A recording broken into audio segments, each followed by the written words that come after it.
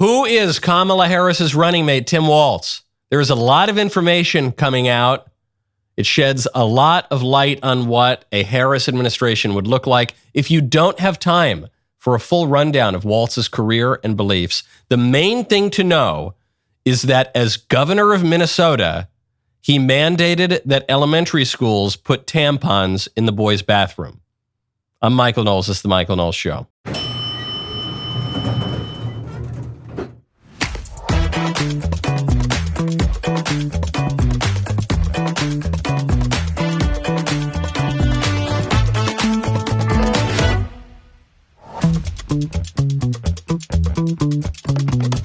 Welcome back to the show. The Algerian Olympic delegation has placed the blame for the Imane Khelif /intersex / we're not quite sure what it is, boxing controversy at the feet of one group in particular.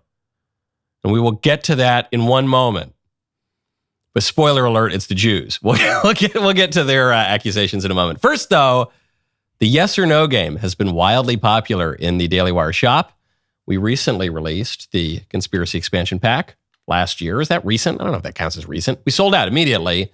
Well, I am overjoyed to share some news with you. Pull out your credit cards, baby. We got a new pack. That's right. This is the Politics, Philosophy, and Religion Yes or No Expansion Pack. It is super cool. It's my favorite pack yet. Mr. Davies, are you on the line? I'm with you. I want to show the people the game. Here, ready? I'm just going to pull out one or two cards, okay? Just to give you a little sampling of some of the questions that pop up to help you figure out how well you know your friends and your family. The Greek gods were Nephilim. Now, this is going to be disappointing, but I think you are going to say no for this. Yes, I will say no. Like some of them are at least demons, but some of like the philosophical pagans and everything are. I think it's actually a kind of virtuous paganism that leads one to at least the natural conclusion of the existence of one God. Okay, do we have time for one more? Can I do another one? Yeah. Okay. Women can be pastors. All right, I'll answer this for you. You are very evangelical.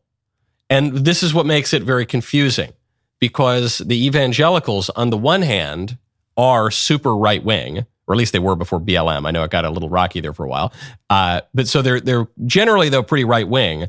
But also, they're not super into church tradition and magisterium. And, so I'm going to lean on the right-wing side rather than the more individualist side. I'm going to say, you say no. Correct. It ain't even a thing. All right, but you know what is a thing, though? The yes or no game. Play with up to 9 people at once. Put your knowledge of your friends and family to the test. Go to dailywire.com/shop. Get yes or no the game. Pick up the new Politics, Philosophy, and Religion expansion pack. The libs know that Tampon Tim is a big vulnerability. He's got a real colorful career. We will give you all of the highlights, arm you for all of your water cooler discussions with your friends who only read the establishment media and think that this guy is in any way normal. But the libs know that Tim Walz, as governor, putting tampons in the public school boys' bathroom for kids as young as 9 years old, we're talking about 4th grade students, is really odd. Okay, they know that.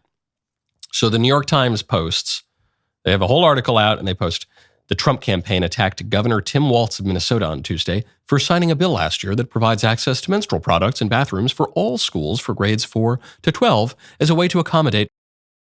That's kind of a word salad. What a bunch of gobbledygook. Can anyone translate that for me? I'll translate it for you. He put tampons in the boys' bathroom for 9-year-olds. That's very strange behavior. And Tim Walz's dalliances do not end there. Tim Walz's dalliances with, as it pertains to kids, does not end there. The tampon law is real. It was a law that went into effect this year. It's actually a relatively recent law, affects grades 4 through 12. He also signed a law last year making Minnesota a sanctuary state and a refuge for. So Tim Walz signed a law just last year that said, hey, if you're having trouble or going on cross-sex hormones or doing, and you're a little kid and maybe your parents don't like it, come to Minnesota. Come here, little kids. Come to the white van of the Midwest. Yes, we have gummies and candies and puppies and cross-sex hormones here. Just come on over here, kids.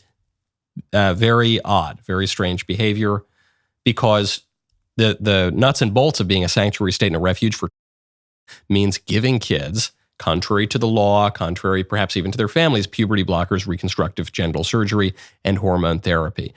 Tim Walz, before he was a governor, before he was a congressman, he was a teacher. He was a high school teacher. He founded the first gay-straight alliance at Mankato West High School way back in 1999. So all the way back in 1999, this guy was a pioneer when it comes to talking about desires and behaviors with 14-year-olds.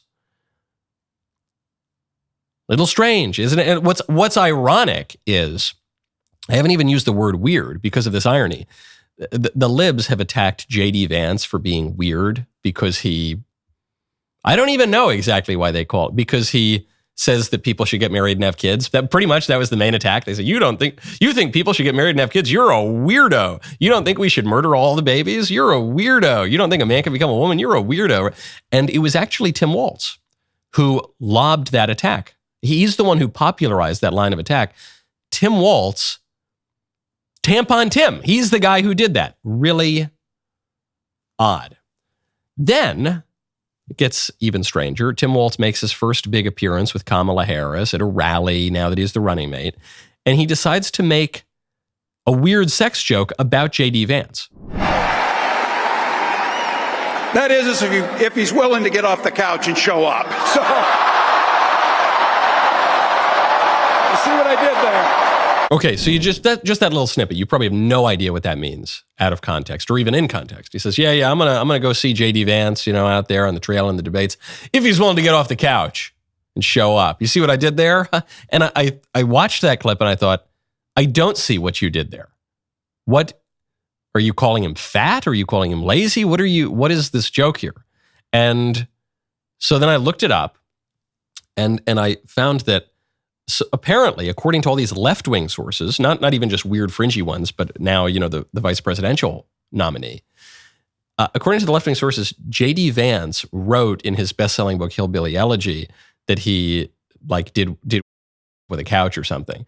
And so I see all this stuff written in all these left-wing places. I hear Tim Walz talking about it. I thought, wait a second, I read Hillbilly Elegy. First of all, it doesn't really sound like J.D. Vance. And I actually read the book. Unlike the libs, I read books every now and again, and I don't remember that chapter in there. And I looked it up and I realized, oh, it's just totally fake. Some random left-wing social media account posted and said J.D. Vance wrote in his best-selling memoir about how he did something on the couch, and then it went totally viral. But it was just completely made up. He wasn't even riffing on some unusual or ambiguous scene in the book. It's just, he just completely made it up out of thin air. And then all these left-wing accounts, all these people who certainly haven't read that book or probably very many books at all, they start posting it all around. And now Tim Walz is joking about it on the campaign trail. And I thought, well, am I being a fuddy-duddy here? Maybe it's just a joke.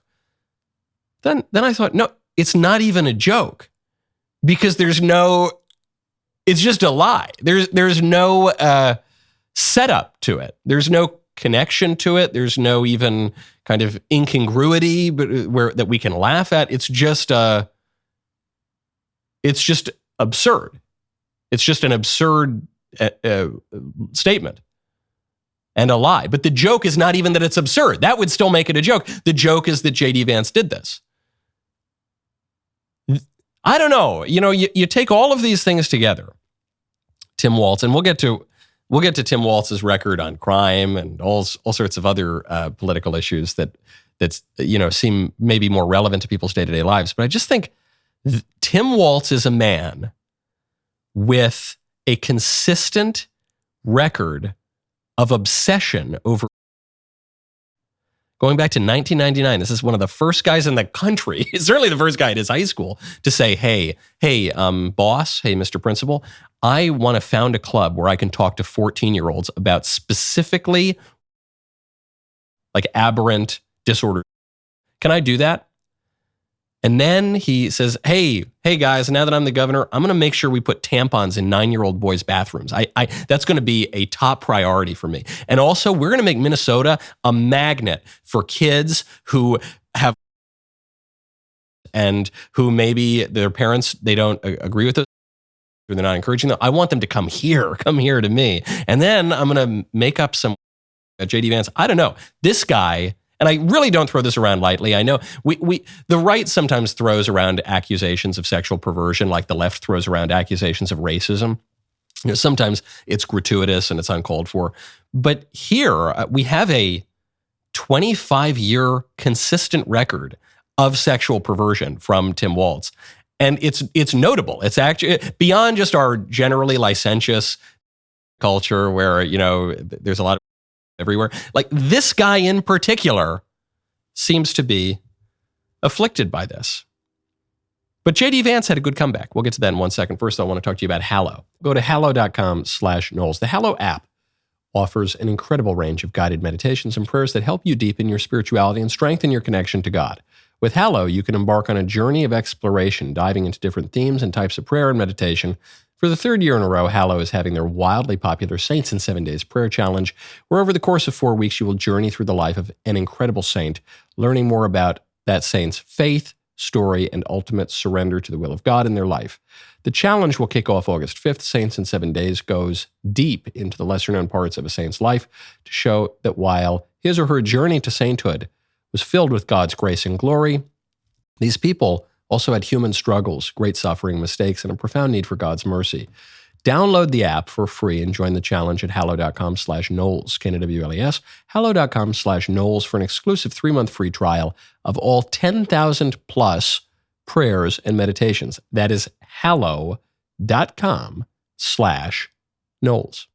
J.D. Vance, President Trump's running mate, clapped back at Tim Walz and Kamala Harris's choice to choose him as her running mate. This is a guy who's proposed shipping more manufacturing jobs to China, who wants to make the American people more reliant on garbage energy instead of good American energy, and has proposed defunding the police just as Kamala Harris does. I think it's interesting, actually. They make an interesting tag team because, of course, Tim Walz allowed rioters to burn down Minneapolis in the summer of 2020, and then the few who got caught, Kamala Harris helped bail them out of jail. So it is more instructive for what it says about Kamala Harris, that she doesn't care about the border, she doesn't care about crime, she doesn't care about American energy, and most importantly, she doesn't care about the Americans who have been made to suffer under those policies. That is a great line of attack. Yeah, well, Tim Walz let the rioters run free to burn down the main city in his state.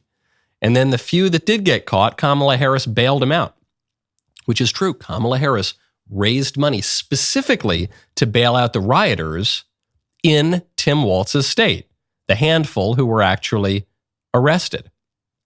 That paints a picture. I posted yesterday on social media one of the famous images from the BLM riots of Minneapolis, flames, a building totally on fire, and one of the rioters there with his hands in the air. It looks like a scene out of hell. And then just above that, right where he would be holding something up, it's the Harris Walz sign. That's it. That really paints a picture for you. JD's words paint a picture for you of what America looks like under Harris Walz. It looks like Minneapolis burning over race riots. Walz, in particular, is really, really bad on crime. Walz, not so long ago, just 3 years ago, was asked, after his complete failure during George Floyd, after he allowed the main city and his state to be burnt down, he was asked about law and order, about police issues. And here's how he describes the police. I think a lot of Minnesotans, Lawrence, and the country, this sense of dread that you've been feeling, this sense of we can't have occupying, large numbers of police on our streets all the time. That's the feeling that black parents have when they send their kids to soccer practice. And I think maybe it's starting to dawn on some folks that unless this gets taken up now, we're going to be right back here again. This guy's state gets burnt down by Black Lives Matter rioters. And his first reaction is, we don't want to have too many cops out there. Oh, no. The real problem is not the BLM left-wing rioters murdering and burning things and looting. And no. The real problem is there might have been a few too many cops. They're an occupying force. What does that mean? An occupying force. An occupying force is a hostile and illegitimate police power. So what he's saying here is that the police, prosecutors, the whole system of law and order is illegitimate. Conservatives have run for many decades now on how soft the Democrats are on crime. George H.W. Bush, running about on Willie Horton, Mike Dukakis, the Democrat candidate. When he was governor, he let this one criminal out of prison briefly, and he went on to commit another crime. What Tim Walz is talking about here is a whole other level. He's saying the police are illegitimate. The law, American law, the American government, if you don't need to make many leaps of logic here, you just follow Tim Walz's premises to their logical conclusions. He's saying it's all illegitimate. And so he gives preferential treatment to the rioters over the police. This really undermines something that Kamala has been pushing, which is the Kamala campaign wants to make it seem as though she is Kamala the cop. She's going to get tough on crime. This is the cop versus the criminal. Donald Trump is a criminal because my administration prosecuted our political rival because we thought that he would beat us at the ballot box. So he's a criminal. This is the kind of stuff that, Nicolas Maduro, the Venezuelan dictator, is getting up to. This is what every tin pot dictator gets up to. But I'm the cop and he's the criminal. Well, Tim Walz says that the cops are illegitimate. Tim Walz's daughter, during the BLM riots, coordinated with the rioters to let them know when the National Guard would be deployed and when they would be more likely to be arrested. I never like to bring in the candidates' families, so I'm not saying anything else about the daughter, who's now 23 years old. I'm just pointing this out. This is a major political issue. On May 20th, 2020, as Minneapolis was burning, Tim Walz's daughter reposted and responded to an X account urging protesters to get out now because the National Guard and SWAT were allegedly on their way. So some random X account says, hey guys, if you're burning down Minneapolis right now, get out because the National Guard are coming, you might get arrested. She responds and says, no, the National Guard will not be present tonight. This is the daughter of the governor. Wonder where she found out the National Guard would not be present tonight. Quote, there's a lot of misinformation that is further spreading fear and chaos at the scene of the protests. The Guard cannot be sent in within minutes. It takes time for them to deploy because they come from all over the state. To be clear, the National Guard will not be present tonight. Just because someone asked for something doesn't mean it's happening right away or even happening at all. I don't know about SWAT, but what I do know is the Guard will not be present arresting people tonight. So this is a radical family. This is a radical man. And you might say, well, fathers and daughters, right? Maybe, she just went rogue and she disagreed with her father. No, her father was the one who was on the side of the BLM rioters. Her father was the one calling the cops an occupying force. Her father was the one, presumably, who passed along the information that the National Guard would not be present tonight. And it's not even as though he had some different view of the riots than the daughter did. He was the one cheering the BLMers on. And then, cherry on top of the sundae, Tim Walz comes out and admits that he's a socialist, embraces that label. But we can get out there, reach out, make the case. And for one thing, don't ever shy away from our progressive values. One person's socialism is another person's neighborliness. One person's socialism is another person's neighborliness. You know, like good old neighbor Joe Stalin? Good old neighbor Mao. Ah, yes. Won't you be my neighbor? Get back in the rice fields. Get back in the rice fields, or I'll show you what it means to be a neighbor. It's a wonderful day in the gulag. A wonderful day. One person's socialist is another man's neighbor. Okay, so he's embracing that label. Says, I'm a socialist. He's not the only one. There have been others in recent years. It's really all got kicked off in modern political history with Bernie Sanders, who in the mid-2000s said, no, listen here, I'm a socialist. AOC recently has embraced that label, a handful of others. Though one member of the squad went down last night. We'll get to that momentarily too. So what you got here is a guy who is to the left of Bernie Sanders, running as the running mate of a woman who, when she was in the Senate, was also rated to the left of Bernie Sanders. You have the furthest left, I should say, presidential ticket in American history.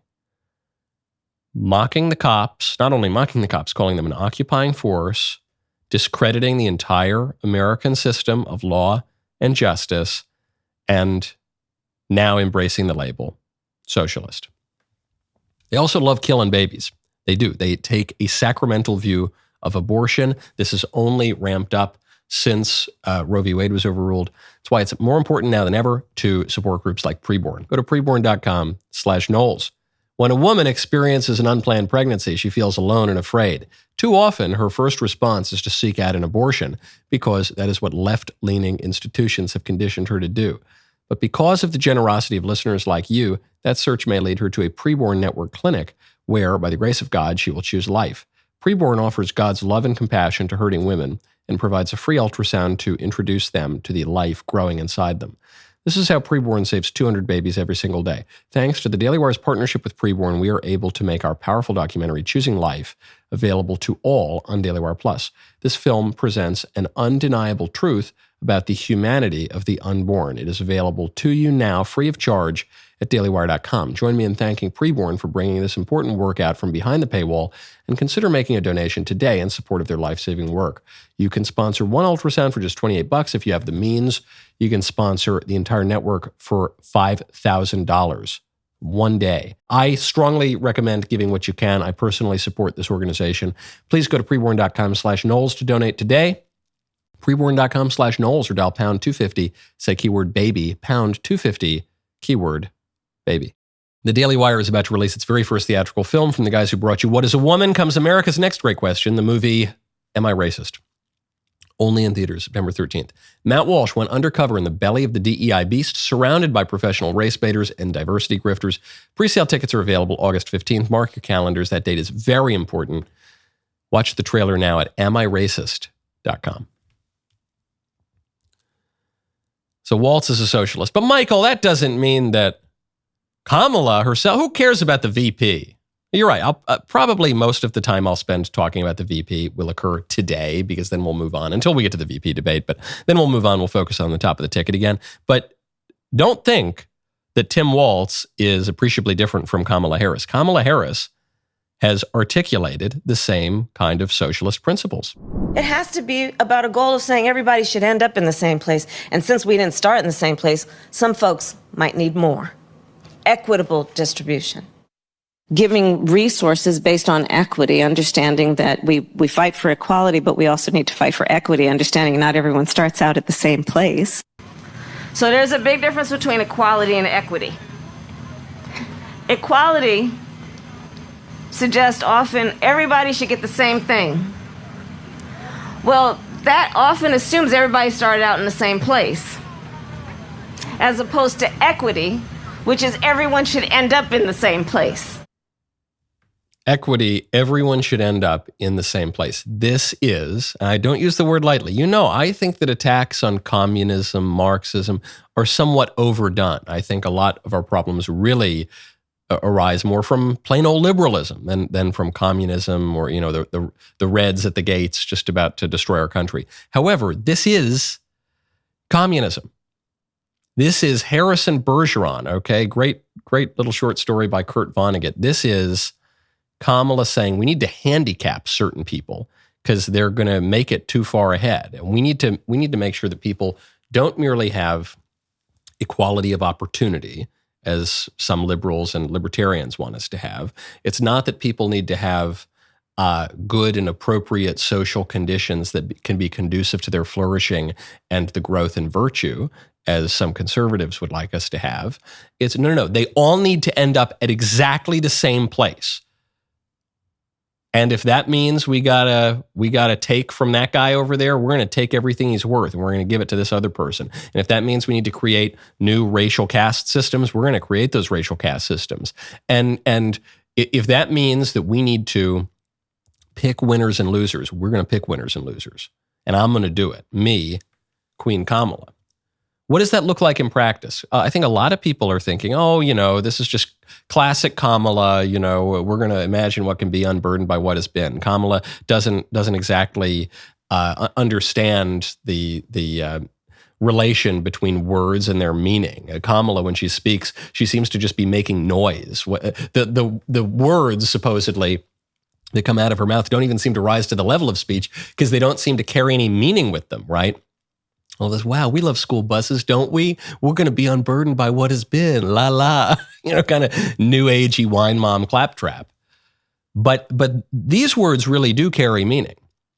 She's being pretty specific here. And we can see what this philosophy, what this ideology looks like in practice, because her running mate, Tim Walz, implemented it as governor of Minnesota. Charlie Kirk had a great bit on this last night.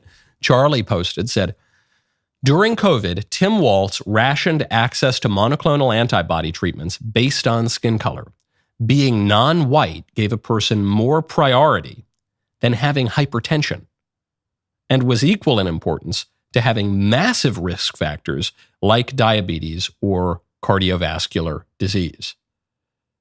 So the actual risk factors for COVID, Tim Walz said, forget about that stuff.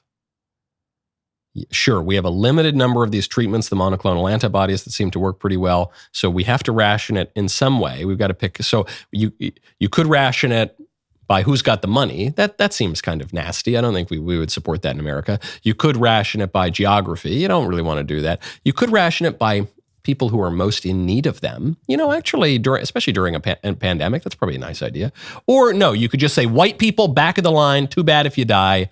Black people, even if you're not really at risk, you're going to come to the front of the line because white people are evil and black people are good. And there's no individual variance anywhere in there. That's what the left is saying.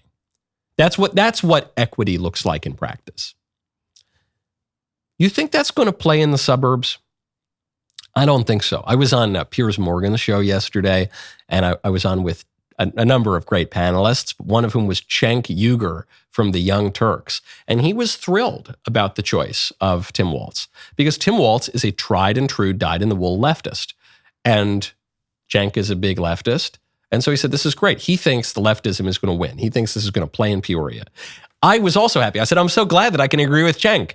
Cenk and I are totally on the same page. I'm also thrilled that Kamala picked this guy, because for all the same reasons, because he's a dyed-in-the-wool leftist, and I don't think that plays in Peoria. You really think rationing medical care so that white people don't get it and only black people get it, you think that plays even among black people? Maybe among some black people. I think some reasonable black people will say, no. Look, it'll play among some white people who just are and who hate themselves and I don't know, who buy into the left-wing racial hierarchy. But I think most people generally just won't like that. I think most people generally won't like all the pertaining to kids that Tim Walz has involved himself in for now 25 years. I think most people won't like the idea that this man watched his state burn and took the opportunity to defend the rioters and attack the cops. Yeah, that's my guess. We'll see. I guess we'll see in November. How should we respond? J.D. Vance is responding by focusing on something that many people in this political cycle forget even exists. That is the political issues. When I talk to Americans, one of the biggest concerns I hear is, why are housing costs so high? I'll give you 2 reasons, Sean. Number one, there are 20 million illegal aliens here who shouldn't be here, who are competing with Americans for scarce homes. Number two, Kamala Harris has supported higher interest rates, which makes mortgages totally unaffordable for normal people. So these policies make ordinary Americans suffer. Of course, we haven't even talked about the fentanyl crisis. On issue after issue, she's putting the interests of illegal aliens above American citizens. We've got to stop Kamala Harris, Sean, and the only way to do that is to support Donald Trump at the ballot box. I love this. The more you hear from Kamala Harris, the lower your opinion of her. The more you hear from Tim Walz, I promise, just wait until his old clips really start to make the rounds. Just wait until the VP debate. The more you hear from him, the lower your opinion of him. The more you hear from J.D. Vance, the more your opinion of him increases. This is a smart guy. He's got both feet on the ground. He's not just some bow tie wearing ideologue. He actually has a little bit of experience in communities in America that have been forgotten and have been left behind. He is extremely well educated. He came from bad circumstances, so he's kind of seen it all. And he can articulate a conservative policy vision beyond all of the, personal invective and attacks that go on the campaign trail. He can speak to voters and say, hey, this was better under Trump. This was better under Trump. This was better under Trump. Here's how things have collapsed under Biden. Here's another way your life is worse under Biden. Here's specifically what we can do to improve your life. I really like this. He can connect issues. He can connect the immigration crisis to the housing crisis, because these are not discrete issues. We sometimes talk about political issues as though they're totally compartmentalized. Well, you have the financial issues, and you have the social issues, and you have the immigration and the foreign policy and the no, they're all intertwined because we live in one political society, and it's integrated into the whole. When you let 11 to 15 million people cross your border illegally, that's going to create problems in the job market. Tim Walz wants to make himself into a working man's hero. Well, how about we close up that border? Your ticket opened up the border. The head of your ticket was the border czar. She let all these illegal aliens come in to suppress wages at the lower end of the labor market for a lot of those voters that you're supposedly talking about. You want to talk about housing prices? Your ticket let in all of these illegal aliens, raising the cost of housing for everyone. JD can connect those things. It's really good stuff. The only issues that the libs are going to campaign on in this cycle, that Kamala and Walz are going to campaign on, are going to be issues that appeal to disordered appetites. They can't campaign on the economy. The economy's not good. They can't campaign on, obviously, immigration. It's not good. They can't campaign on foreign affairs. We're waiting any moment. While I'm broadcasting this show, you could have a major war kick off in the Middle East. To say nothing of the war in Ukraine. To say nothing of China eyeing Taiwan. To say nothing of just the breakdown of the political order, the world order under Biden and Harris.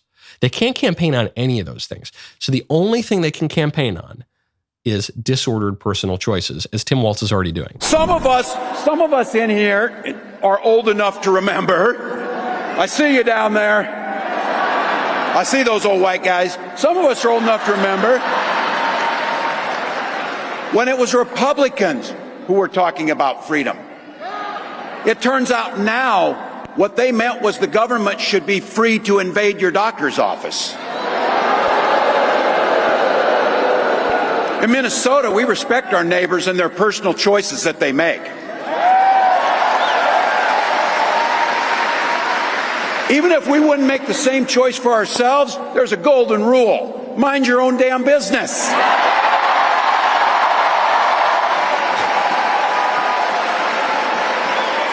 These guys are after my heart chanting, mind your own damn business. That feels good, so thank you. Wow, it's an amazing rewriting of the golden rule given to us directly by our Lord. If you're Christian, you're familiar with this, which is love your neighbor as yourself. This is a satanic inversion of that. Mind your own damn business. What about loving your neighbor? I thought that was the golden rule. No. No. Now the golden rule is just be a hyper-individualist and only care about yourself. That's kind of weird. But of course he's saying, look, we're the party of freedom. We're the party of small government. Because why? Those Republicans, they want to go into your doctor's office and stop you from murdering your baby. Those Republicans, they want to stop you from making the personal choice to your son, your little kid, you weirdos. No, come on, it's just personal choices. And it's a reminder. This is an important point. It's a reminder. They really do believe this. They really do think of themselves as the party of freedom and the party of small government. In a way, they are. When it comes to letting people murder their kids, they are the party of small government. When it comes to letting parents their children and put them on puberty blockers and put them down a terrible path, they are the party of small government. Well, you're right. Conservatives want bigger government. We want to stop teachers and predators and perverts and even misguided parents from their kids. We want to stop people from murdering babies. We do. So we want more government because there's really no such thing as small government or big government. Even back when America had a non-existent federal government, there was still a very heavy hand of local government to enforce all sorts of laws, many of which we don't even enforce today. Laws about blasphemy, blue laws pertaining to regulating how farms work and how labor works in the community. So, and then of course now, we have less regulation in some ways, but we have much more regulation in other ways now that we have an imperial government in Washington. There's no such thing as small government or big government. The debate is not between small government versus big government. There's only good government and bad government. Is government doing the things it ought to do? Is it protecting vulnerable people, like innocent little babies, like little kids who are being experimented on by predatory scientists and political activists? Is it doing good things? Is it protecting people? Is it advancing the common good? Is it creating conditions for flourishing? Or is it bad government? And Kamala Harris and Tim Walz, even more than they represent big government, they represent really bad government. And Donald Trump and J.D. Vance represent good government. And in this election, I would humbly encourage people to vote for good government over bad government. We got to talk about these things. You ought to check out Pure Talk. Go to puretalk.com/Knowles. There's only one cell phone company that gives you free premium access to the media that you actually care about. It's Pure Talk. When you switch your cell phone service to Pure Talk on a qualifying plan, you will get a free 1-year insider subscription to DailyWire Plus. Take advantage of unlimited talk, unlimited text, 15 gigs of data, and mobile hotspot on America's most dependable 5G network for just $35 a month. And you will get 1 year free of DailyWire Plus. The DailyWire Plus insider plan gets you access to our entire library of movies, series, and documentaries, including Lady Ballers, What is a Woman, Mr. Burcham, Run, Hide, Fight, and more. Plus, you will get all our daily shows uncensored and ad-free. The only way you can get this special offer is by going to puretalk.com/Knowles. I've been telling you to stop overpaying for your cell phone plan for a long time. If you've not made the switch over to Pure Talk yet, now is the time. Go to puretalk.com/Knowles today. Switch to a qualifying plan. Get 1 year free of DailyWire Plus Insider. My favorite comment is just from the real Bert Moog, who says, just typed in Google, assassination attempt on, and Trump doesn't make the top 10. Even when I type in Troom, it still auto-completes to Truman. Yeah, exactly. This is after Google admitted to the House Judiciary Committee that the search results were rigged against Trump in this way. And they said, oh, oopsie daisy, it was a big mistake. Don't worry, we fixed it. It doesn't look like you fixed it. Fine, it doesn't really look like an oopsie daisy to me. Speaking of bad government, what does the socialist dictator of Venezuela have in common with the ambiguously gendered Algerian boxer at the Olympics? Sounds like a setup to a joke, and perhaps it is.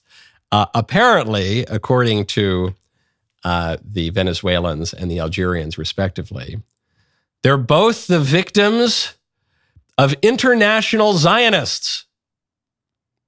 According to the New York Sun and Ynet News. Yeah, Ynet News. Venezuela's Maduro blames international Zionism for widespread unrest following fraudulent election. So, there was this election about a week ago in Venezuela, And it would seem that the people voted against the socialist dictator Maduro, who's destroyed the country, and the opposition party, it's not even conservative or right-wing opposition, it's just more of a centrist opposition. They say, we've got the vote tallies, this is incontrovertible, this is irreversible, we won the election. But Maduro's declared himself the winner. And so Venezuela is saying, no, we won. Or Maduro is saying, we won, and the Zionists are trying to steal this from us. And I thought, okay, well, I guess it's possible that the Zionists are stealing it from Maduro. I mean, because Maduro's a socialist, so the Zionists are capitalists. No, I'm also told the Zionists are socialists and communists. But in any case, maybe they want, I don't know, they want to go in and do more capitalism there. So that's why they rigged the counting or something, so is the argument that the Venezuelan people did not vote against Maduro? It seems to me kind of likely that they did vote against Maduro because of how Maduro destroyed the country and how they're starving and they're fleeing to America. Those numbers don't really lie. So what was it? Did the Zionists go in and brainwash the people to vote against Maduro?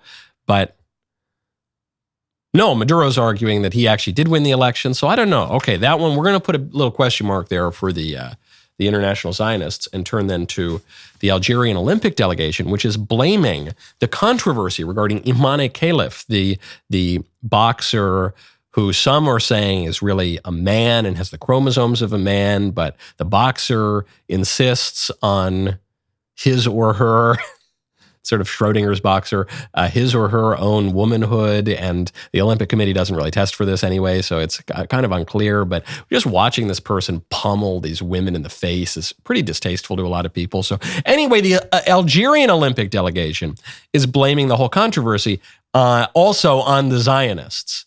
And this one was a little harder for me to understand. Is the Zionists, forget about capitalism and socialism, and the Zionists seem to have a desire to stop the Algerian team from winning a medal, but the Algerian boxer is doing well, so the Zionists made the Algerian boxer look really big and manly, and made the Algerian boxer fail a separate boxing league test of womanhood, and I guess made the Algerian boxer punch all those women in the face. It sort of makes me take criticisms of Zionism a little less seriously. Okay, I say this as someone who I don't believe in the religious or historical arguments for Zionism. I think my argument for the state of Israel is much more of a prudential kind of practical argument than that. And so I'm not saying I'm not open to any criticisms of Zionism. I certainly am. But when you get this stuff, the boxing controversy is because of the Zionists. Or, that socialist dictator of Venezuela is unpopular because of the Zionists. I don't know. It makes me start to question. So I didn't turn in my homework yesterday because of the Zionists. Those Zionists, those guys. It's kind of like my rule with the protests, with the campus protests and the protest that was in D.C. the other day over Israel, Gaza, and I just can't help but notice, not having a great deal of expertise on the region and this conflict and the long-standing religious fights that have gone on for millennia.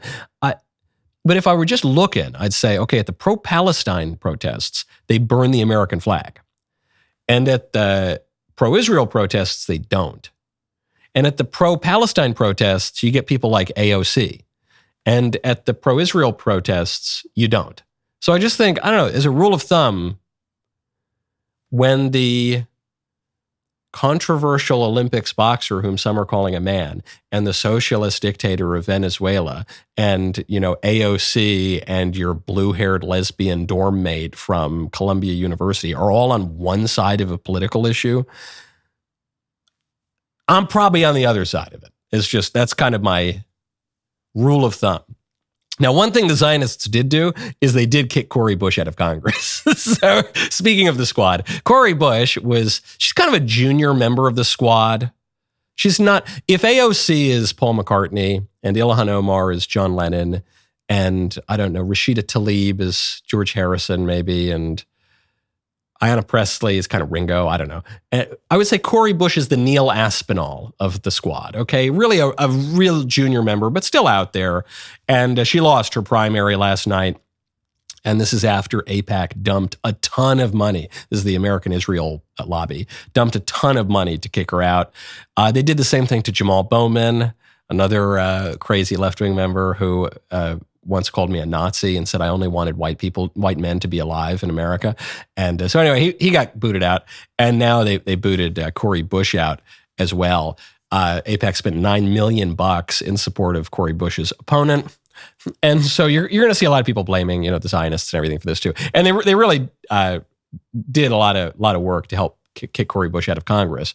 So thanks again for that. But I think the part people are missing is the primary campaign against Cori Bush wouldn't have worked if Cori Bush weren't already nuts, if Cori Bush weren't already disreputable, if people weren't primed to kick her out of Congress. I think maybe that's the part that the Venezuelan dictator is missing. I think that's the part maybe Imane Khelif and the Algerian Olympic squad is missing. Sometimes the criticism that people receive is actually just due to their own actions and it's not the fault of some shady, shadowy, elusive foreign body. All those things might be involved, but sometimes actually we are responsible for the criticism that we receive. Not all the time, but sometimes.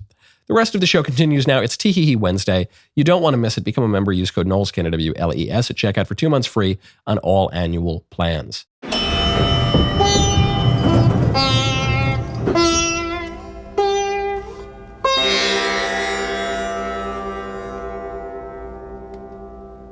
Republicans are Nazis. You cannot separate yourselves from the bad white people.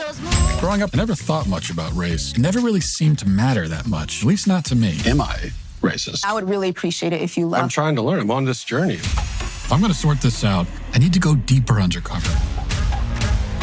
They gonna say I'm racist. Joining us now is Matt, certified DEI expert. Here's my certification. And what you're doing is you're stretching out of your whiteness. This is more for you and less for you. Is America inherently racist? The word inherent is challenging there. I want to rename the George Washington Monument to the George Floyd Monument. America is racist to its bones. So inherently. Yes, this country is a piece of shit. White. Folks. White. Trash. White supremacy. White woman. White boy. Is there a black person around? There's a black person right here. Does he not exist? Hi, Robin. Hi. What's your name? I'm Matt. I just had to ask who you are because you have to be careful. Never be too careful. They gonna say you racist. In theaters September 13th, rated PG-13.